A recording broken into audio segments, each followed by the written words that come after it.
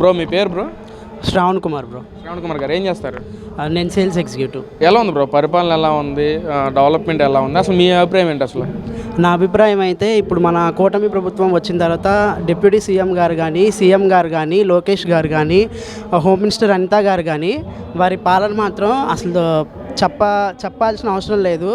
మన డెవలప్మెంట్ చూస్తూనే ఉన్నాం రోజు. నారా లోకేష్ గారు ఎడ్యుకేషనల్ పరంగా అసలు ఎంత ఇదిగా ఉన్నారో చూస్తున్నాము. అండ్ పోలీస్ డిపార్ట్మెంట్ కూడా చాలా ఇదిగా వర్క్ చేస్తున్నారు. హోమ్ మినిస్టర్ అనితా గారు కూడా పోలీస్ శాఖ బాగా డెవలప్ చేశారు. అండ్ నారా చంద్రబాబు నాయుడు గారు కొత్త పథకాలు తీసుకురావడం కానీ, డిప్యూటీ సీఎం గారు మొన్న ఎవరో చిన్నారి తెలంగాణలో ఎవరో బిడ్డ పవన్ కళ్యాణ్ గారిని అడిగారని చెప్పి పవన్ కళ్యాణ్ గారు వారి ఇంటికి వెళ్ళి మరి అతన్ని కలిసి ఎంతో కొంత సాయం చేసి వచ్చారు.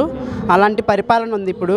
అదే మాజీ సీఎం జగన్మోహన్ రెడ్డి పరిపాలన అయితే అసలు ఏమీ లేదు, ఏమీ బాగోలా. ఇప్పుడు చూస్తున్నాం మనం డెవలప్మెంట్ అయితే చాలా బాగుంది. మరి ఏదైతే ఈ రోజున కూటమి ప్రభుత్వం వచ్చిన తర్వాత ఏపీ మెగా డిఎస్సీ అంటూ 16,000 పోస్టులు రిలీజ్ చేశారు. దానిలో చాలా అవకతవకలు జరిగినాయి అని చెప్పి మాట్లాడుతున్నారు వైసీపీ నాయకులు. నిజమేనంటారా అది?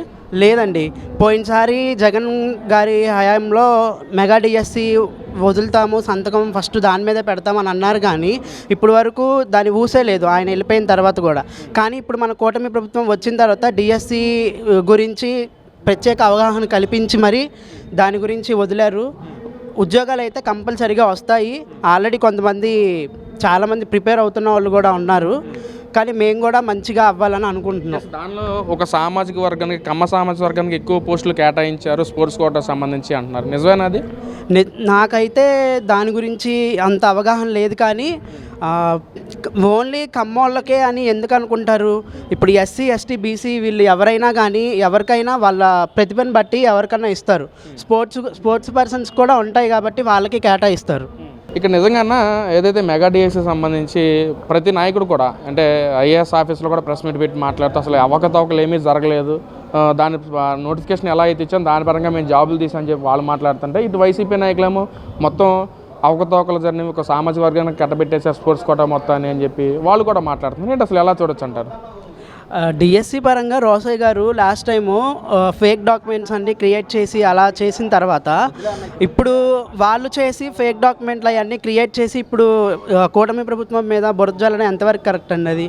అదైతే కరెక్ట్ కాదు. ఎన్డీఏ కూటమి మీద మాకు చాలా నమ్మకం ఉంది. చంద్రబాబు గారు అయితే ఖచ్చితంగా పోలీస్ శాఖ రిక్వైర్మెంట్స్ అయితే ఇస్తారు, ఇవ్వకుండా అయితే ఉండరు. అలాగే పోలీస్ శాఖ కూడా చాలా మంచిగా అద్భుతంగా చేస్తున్నారు. ఎస్ బ్రదర్, మరి ఇక్కడ యువకుల పరంగా చూసుకున్నట్లయితే గత పాలకులు జగన్మోహన్ రెడ్డి గారు మాట్లాడుతున్నారు, యువకుల పట్ల చిత్తశుద్ధి ఉన్న ప్రభుత్వం మాది కాబట్టి అందుకే వాళ్ళకి 1,30,000 పైచీలకి మేము జాబులు కల్పించాము, డెవలప్మెంట్ ఏంటో చూపించాం, కంపెనీస్ తీసుకొచ్చామని చెప్పి అంటున్నారు. అసలు మీ దాని మీద మీ అభిప్రాయం ఏంటి? ఏం కంపెనీలు తీసుకొచ్చారండి వాళ్ళైతే? ఏ కంపెనీలు తీసుకురాలేదు. ఎగ్గులు, చికెన్ షాపులు, ఫిష్ షాపులు అవా అండి కంపెనీలు అంటే? ఇప్పుడు ఈ రోజుల్లో మనం చూస్తున్నాం చాలా కంపెనీలు అమరావతికి కానీ, వైజాగ్ కానీ, విజయవాడలో కానీ ఎంతో ఇదిగా డెవలప్మెంట్ చేయడానికి చూస్తున్నారు. ఎన్నో ఎకరాలు స్థలాలు కూటమి ప్రభుత్వం కేటాయిస్తుంది. అలాగే వాళ్ళ ఎకరాలు ఎలా అయితే తీసుకుంటున్నారో వాళ్ళకి అలాగే ఇస్తున్నారు. సో మాకు కూటమి ప్రభుత్వం మీద అయితే నమ్మకం ఉంది. అసలు గత వాళ్ళకు మీరు అన్నట్లుగా అన్ని కంపెనీస్ కూడా మా వల్లే వచ్చినాయి, కానీ కూటమి ప్రభుత్వం అబద్ధాలు చెప్తుంది, మేము తీసుకొచ్చినట్లు గొప్పలు చెప్పుకుంటూ వాళ్ళ పేర్లు మార్చుకుంటున్నారని చెప్పి కూడా అంటున్నారు. మరి ఏంటి మరి? అవును, కనబడుతుంది కదండి. ఇప్పుడు లాస్ట్ టైము మనకి వాలంటీర్లు జాబులు ఇచ్చారు.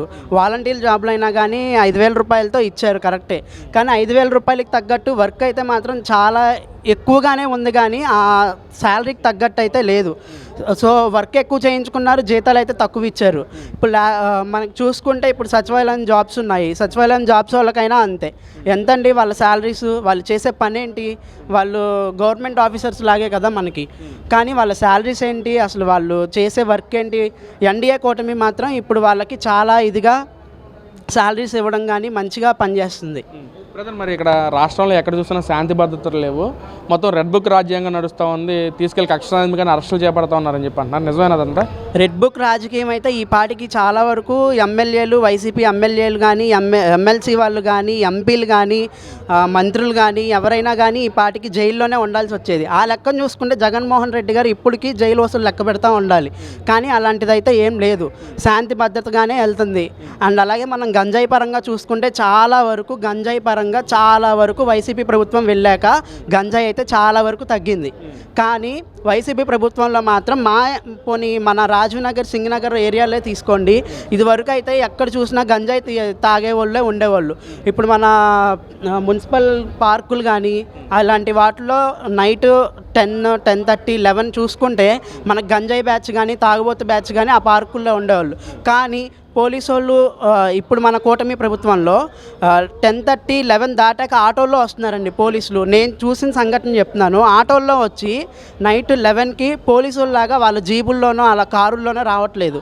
పోలీసు వాళ్ళు ఆటోల్లో వచ్చి మరి వాళ్ళని తీసుకుంటున్నారు, వాళ్ళ మీద చర్యలు తీసుకుంటున్నారు. ఎన్డీఏ కూటమి ప్రభుత్వం మాత్రం చాలా మంచిగా అద్భుతంగా పనిచేస్తుంది. మరి ఏదైతే వైసీపీ నాయకులు మాట్లాడుతున్నారు, ఈరోజు రాష్ట్రంలో ఎక్కడ చూసినా నాశనం చేస్తున్నారు కూటమి ప్రభుత్వ నాయకులు, టీడీపీ గ్రాఫ్ కూడా పడిపోయిందంట, వాళ్ళకి మీరు ఎలాంటి సమాధానం చెప్పాలనుకుంటున్నారు ఒక యువకుడిగా? టీడీపీ గ్రాఫ్ అయితే చాలా పెరిగిందని నేను అనుకుంటున్నా. ఈ ఎన్డీఏ కూటమి వచ్చిన తర్వాత ఎన్డీఏ కూటమి అయితే ఏం పడిపోలేదు.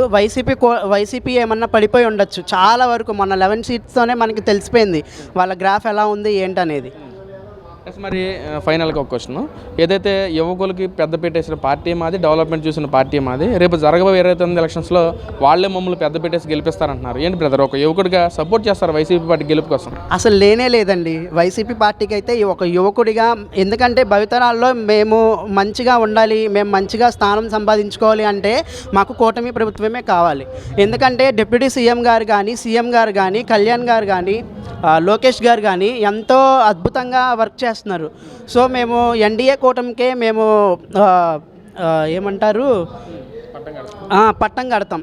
అంతేగాని వైసీపీ మాత్రం అసలు నెక్స్ట్ 29 ఎలక్షన్స్లో మాత్రం రాదు.